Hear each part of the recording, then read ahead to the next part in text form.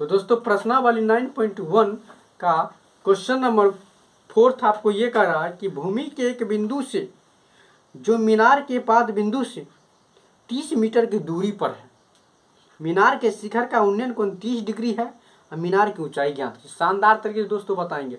मैंने पहले ही बोला जितना भी क्वेश्चन है सभी डायग्राम पर निर्भर करता है। अगर आप डायग्राम अच्छी तरीका से अंडरस्टैंडिंग हो जाएंगे तो क्वेश्चन भी इजीली तरीका से बना पाएंगे। तो फिलहाल दोस्तों क्वेश्चन ये करा कि भूमि के एक बिंदु से जो मीनार के पाद बिंदु से 30 मीटर की दूरी पर है, ठीक है। भूमि के एक बिंदु है, मान लीजिए दोस्तों ये एक बिंदु है, ठीक है, ये एक बिंदु है, ठीक है, यानी इस बिंदु से और यहाँ तक यानी मीनार, यहाँ मान लीजिए एक मीनार है, ठीक है, ये एक मान लीजिए मीनार है, या फिर मान लो इधर भी बना सकते हैं, इधर भी, यहाँ फिर मान लीजिए दोस्तों ये एक मीनार है।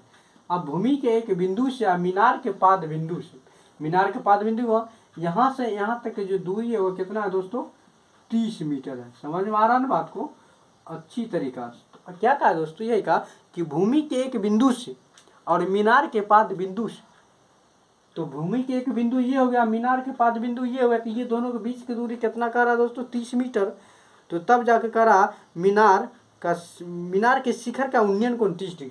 तो यहाँ से ये इसका शिखर हो गया, यहाँ से यहाँ तक दोस्तों ये आपका 30 डिग्री का कोण बना रहा है, ये आपका 30 डिग्री कोण बना रहा है। तब आपको क्या करा कि मीनार की ऊंचाई अर्थात ये निकालना है।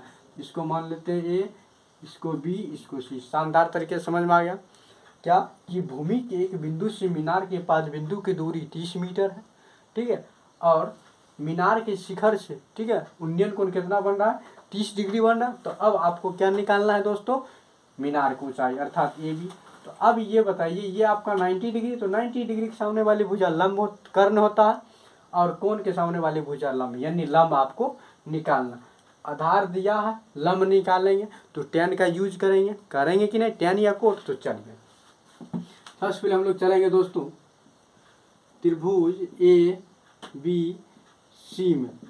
त्रिभुज ए बी सी में आपको क्या दिख रहा है, तो आपको ए बी निकालना है। तो ए बी बराबर वाट, ठीक है, ए बी बराबर वाट आपको दिया है, ए बी बराबर वाट, ठीक है। यहाँ तक आपको समझ में आ रहा है।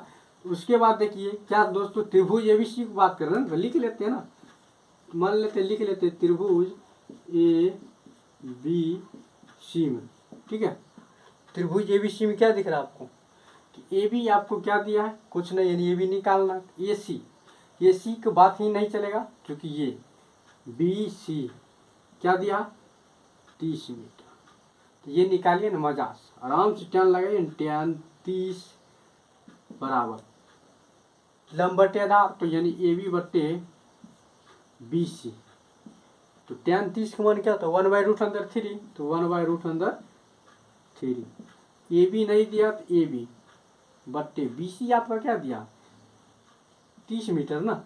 अब इसको इससे गुना कीजिए तो ये क्या आएगा √3AB अब बराबर के 30। ये गुना में उधर कहाँ जाएगा भाग में, तो ए बी बराबर 30 बट्टे √3। यहाँ के बाद इसको हर के परमाकरण कर लीजिए ना, ए बी बराबर 30 बट्टे √3 और गुना क्या आ जाएगा दोस्तों √3 और बट्टे में √3। तो ये आएगा 30 √3, 3 3 जा 9, 3 तिया 9 और 9 का वर्गमूल 3 और 3 इकाई 3, 3 दहे का 30। तो ये आ गया 10√3 मीटर। क्या दोस्तों मीनार की ऊंचाई